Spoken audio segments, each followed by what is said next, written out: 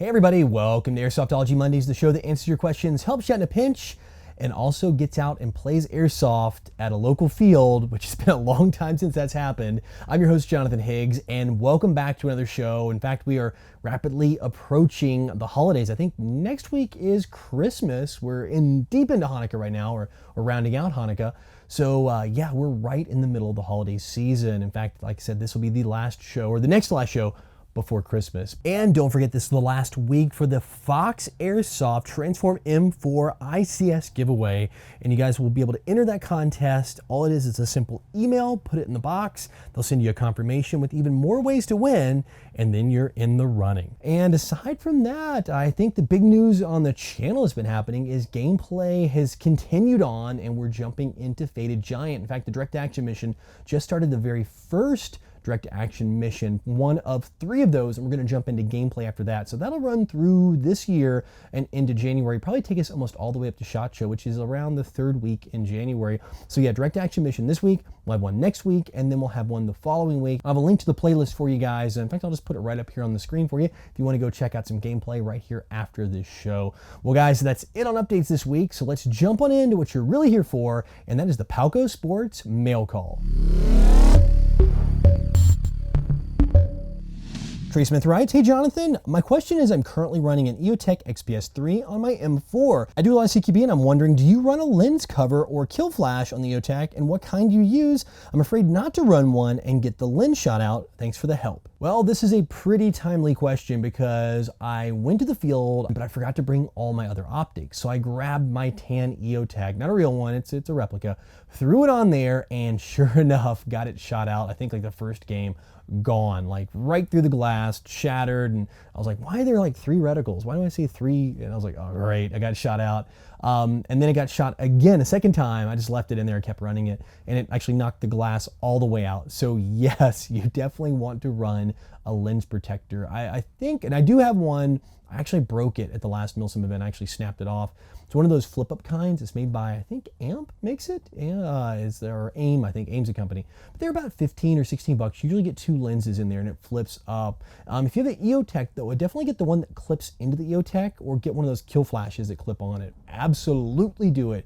Your fears are definitely founded, and EOTech, for whatever reason, because it's just kind of a big target, and for me, I'm always aiming down my sights anyway, and usually in a peak corner, all I present is my gun and my shoulder and maybe part of my head, so that's pretty much what's going to get shot. And that glass with the BB hit is just going to get knocked out because it's kind of a big piece in comparison to most optics. So yeah, definitely pick up one of those kill flashes, like the mesh ones that pop right on, little plastic covers that snap onto your EOTech, or just get one of those flip up ones like I was talking about. All those are under $15 or so any solution should work out just fine for you. Rico Zoo writes, "Hey Jonathan, I'm a new airsoft player and I just got a Lancer Tactical M4. I want to buy an extra magazine, but I don't know if all high cap magazines are compatible with the gun. Thanks." So yeah, I've run a couple of the Lancers, the Lonex one. So I don't know if you have the Lonex version or not, but yeah, you should be pretty good to go with just about any high cap on the market.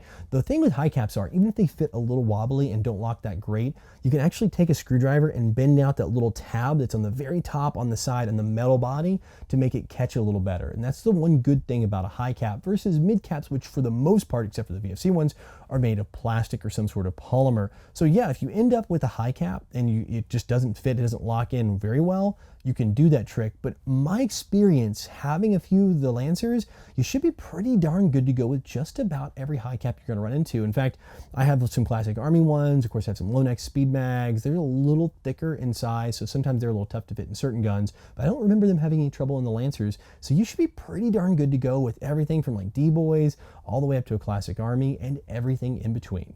Ammo Andy writes, "Have you ever had trouble with hop-ups failing in cold weather under 45 degrees? My GMP M14 hop-up would never work in the winter, but rocks in the summer, and I don't know what's up with it." Yep, it's actually a pretty common problem. The colder it gets, it's just a piece of rubber. I mean, hop-up, depending on what your hop-up's made of, some are made of silicone, some are made of just basically standard rubber, some are different rubber-like materials. I mean, there's a bunch of different materials that are used depending on the brand you have, but if it's a stock one, chances are it's probably just bog standard rubber and will definitely get hard in the wintertime, and it's going to cause you a big problem actually getting a good grip on that BB as the BB passes through that hop up and just kind of sits down from the top.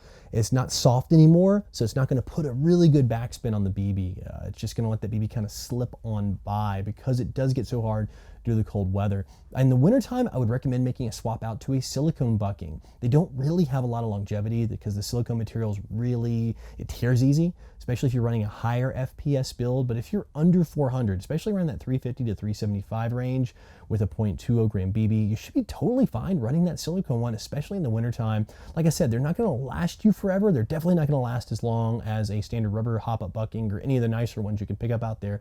But grab one of those and you should have some awesome hop-up performance, even in that sub 45-degree temperature. Fox Guevara writes, hey Jonathan, if you had an airsoft minigun, would you use it? Yes, but I would only vehicle mounted. Actually, I was just at EVIC last week and they got the new Classic Armies in. Well, the original Classic Armies are being re-released, the miniguns. It's a special edition, and they handed it to me and I forgot how heavy that thing is. It is a monster.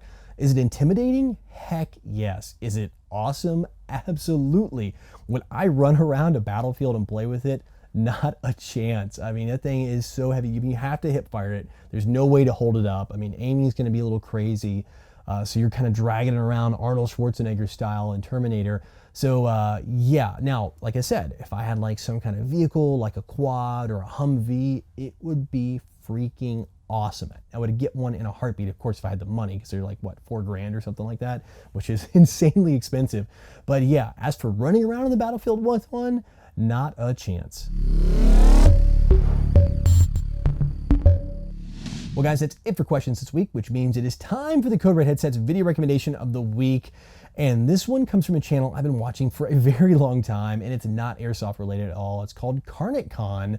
It is definitely firearms humor, and this guy, it's a little warped sense of humor, but not like terribly warped. I mean, it's still like PG, so if you're not there, but this guy is off the wall, and I'm not talking like FPS Russia off the wall. I mean, this guy's like loony off the wall, but I love his stuff.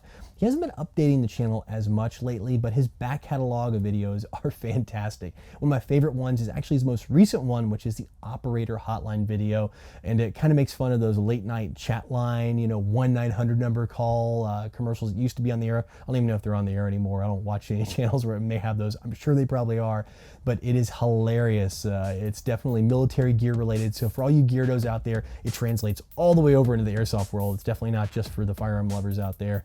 Definitely give it a look and check it out. I have a link, of course, in the description below over to the video.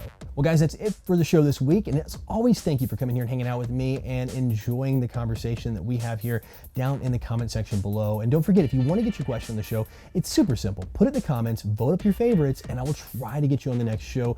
And be persistent. We get a lot of fantastic questions in here, and it's really tough for me to go through and pick out all the great ones without having the show be like 4 hours long. So if you don't get in on the next show, don't be discouraged. Just keep putting that question in on the next show, the newest show, and I will definitely see, because I read every single comment. I may not be able to reply to them all or answer them here in the show, but I do read every single one. Also, don't forget, patches are still in the store for sale. I think I said Christmas shipping's good for domestic, but probably international will be coming in after that. You still probably get them in before the New Year's. And of course, $10 for PVC, $7 for woven, anywhere in the world, free shipping. And also, I'm in the LA area, of course, all the way through SHOT Show, like I said, which is like late January. I'm gonna start posting and telling you guys here where I'm gonna be playing next. Next week, obviously, is holiday week, Christmas week, so there won't be anything going on there.